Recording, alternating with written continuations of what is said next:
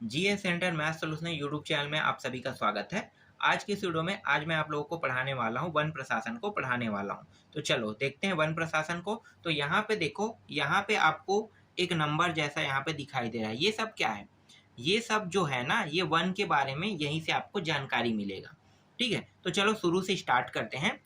यहाँ पे एक लिखा है, मतलब राज्य वन विकास निगम पूरे छत्तीसगढ़ में एक होता है। इसका मतलब क्या है? एक का मतलब राज्य वन विकास निगम पूरे छत्तीसगढ़ में एक होता है। और यहाँ पे बैठने वाले जो अधिकारी हैं उसे कहा जाता है पीसीसीएफ अधिकारी के नाम से जाना जाता है। इसकी मदद करने के लिए, राज्य वन विकास निगम की मदद करने के लिए नीचे में वन वृत्त का निर्माण किया गया है। तो वन वृत्त की जो संख्या है वो 6 है और यहाँ पे बैठने वाले अधिकारी को सीसीएफ के नाम से जाना जाता है। आपको ये समझ में नहीं आ रहा होगा कि ये सीसीएफ पीसीसीएफ क्या है। तो देखो, डीजीपी आप जानते हो ना, पुलिस विभाग के सबसे बड़े अधिकारी, क्या नाम से जानते हैं उसे? डीजीपी के नाम से जानते हैं ना। और डीजीपी के नीचे में कौन होता है? आईजी होता है। तो ये सेम वैसा ही है। ठीक है, जैसे कि यहाँ पे देखो 6 क्या है? वन वृत्त क्षेत्र है। तो हमारे छत्तीसगढ़ में टोटल संभागों की संख्या कितनी है? 5 है। तो 5 संभाग में 5 आईजी बैठते हैं ना, उसे संभागायुक्त के रूप में जानते हैं। बस सेम वही है। डीजीपी राज्य वन विकास निगम के अधिकारी को कहोगे और वन वृत्त जो है, जो संभागायुक्त जो आईजी है, उसी के रैंक के अधिकारी को क्या कहोगे? सीसीएफ कहोगे। समझ में आ रहा है?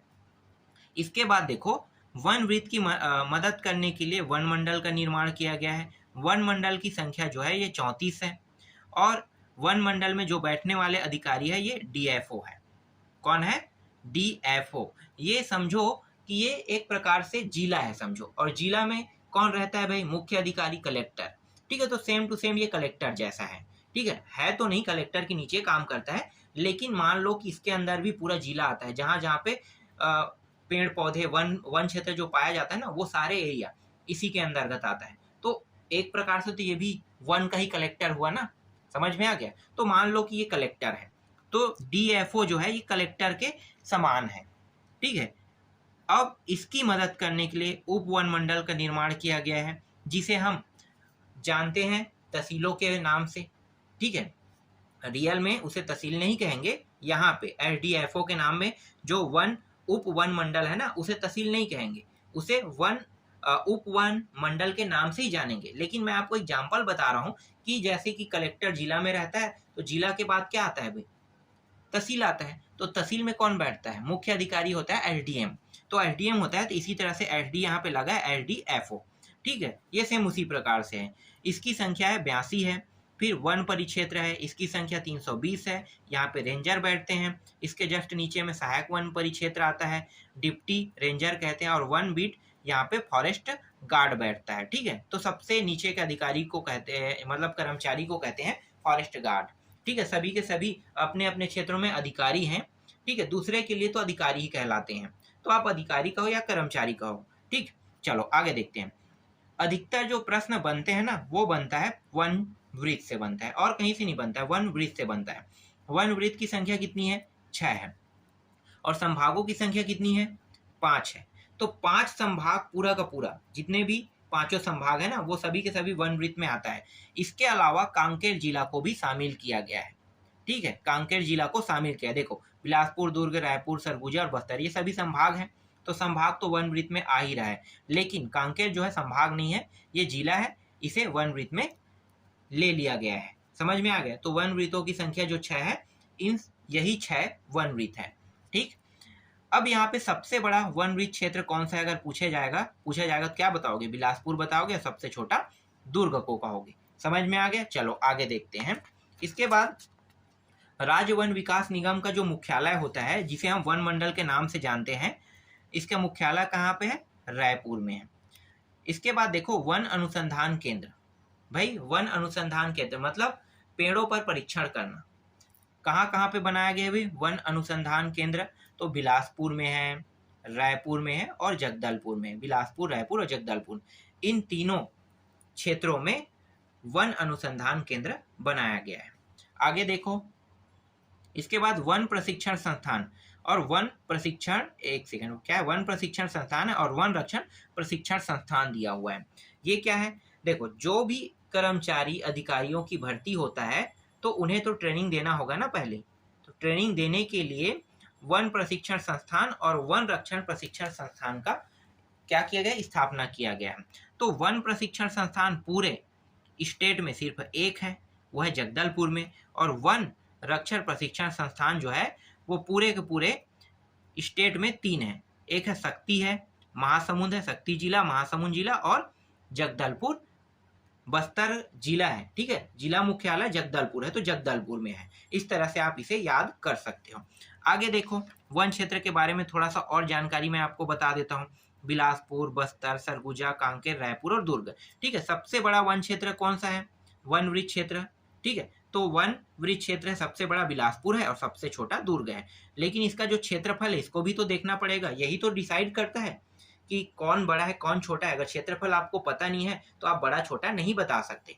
तो देखो, क्षेत्रफल के माध्यम से ही मैं यहाँ पे बता पाऊंगा कि ये बड़ा है ये छोटा है। तो बिलासपुर क्यों बड़ा है, क्योंकि यहाँ पे 14,200 वर्ग किलोमीटर क्षेत्र पर वन वृत्त क्षेत्र फैला हुआ है। और सबसे छोटा देखो दुर्ग है, क्योंकि 5,201 वर्ग किलोमीटर पर ये फैला हुआ है। इसके बाद बस्तर देखो 12,417 है, सरगुजा 12,091 है, कांकेर 10,001 है और रायपुर 7,262 वर्ग किलोमीटर में फैला हुआ वन वृत्त क्षेत्र है। समझ में आ गया वन वृत्त के बारे में। चलो अब मुख्य वनोपज और लघु वनोपज के बारे में जान लेते हैं। ठीक है, मुख्य वनोपज और लघु वनोपज। तो मुख्य वनोपजों की संख्या जो है ना वो 6 है। कौन कौन सा है भाई मुख्य वनोपज में, तो देखो मैं आपको 1 मिनट में बताता हूँ ना। मुख्य वनोपज को देखो तो ये जो 6 है ना, ये सभी के सभी मुख्य वनोपज है।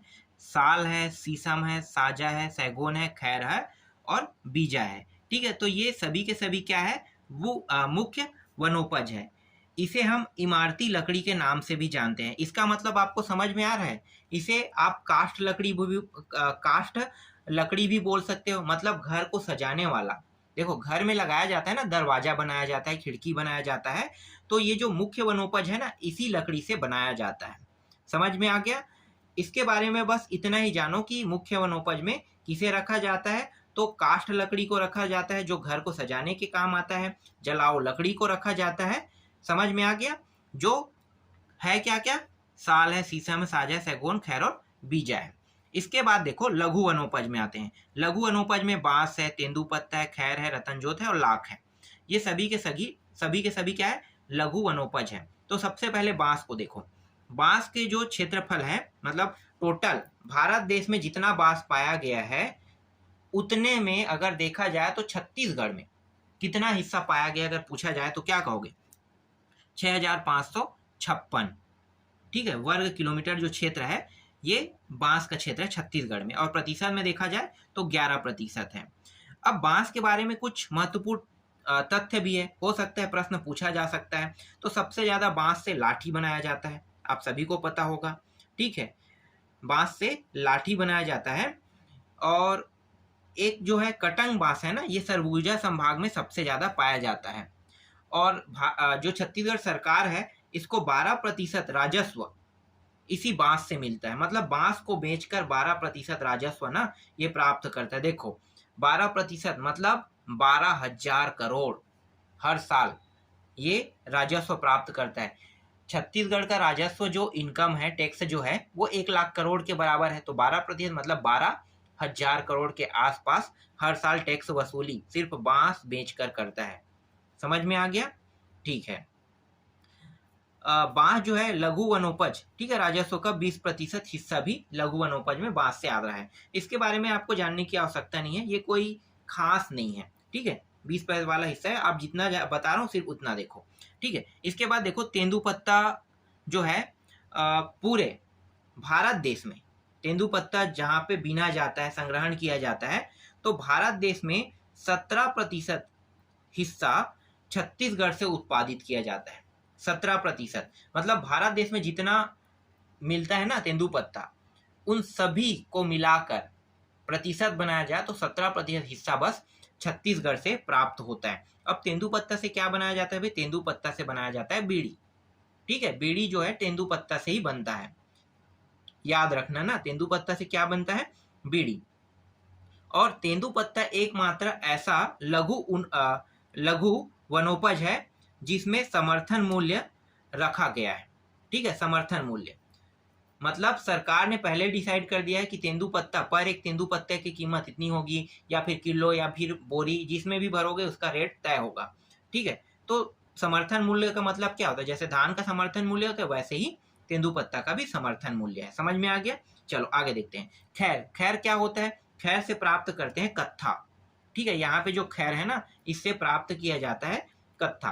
अब ये जो खैर है ना, ये खैरवार जनजाति, खैरवार जनजाति जो है कत्था निकालने का काम करती है, इसलिए इसे खैर खैर वृक्ष से निकालते हैं। कौन सी जनजाति निकालते हैं, खैरवार, इसलिए उस वृक्ष का नाम रख गया है खैर।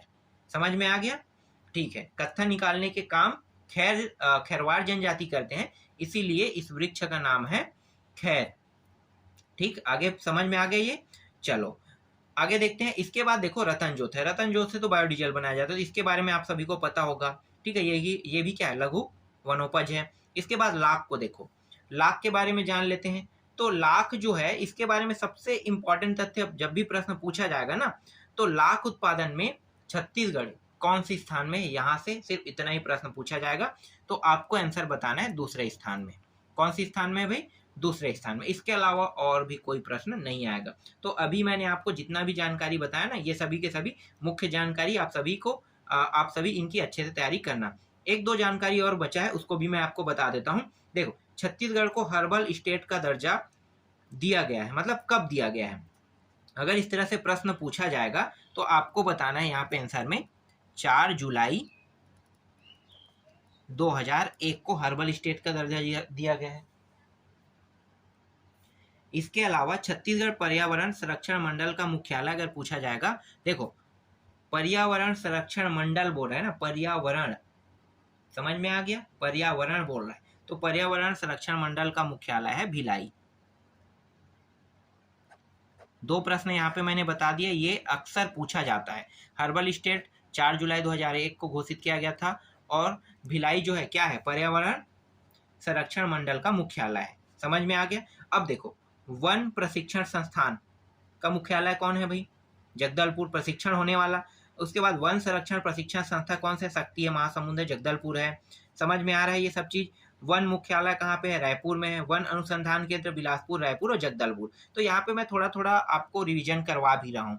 ठीक है, तो याद रखना है आप इन सभी बातों को, और अच्छे से तैयारी भी करना है।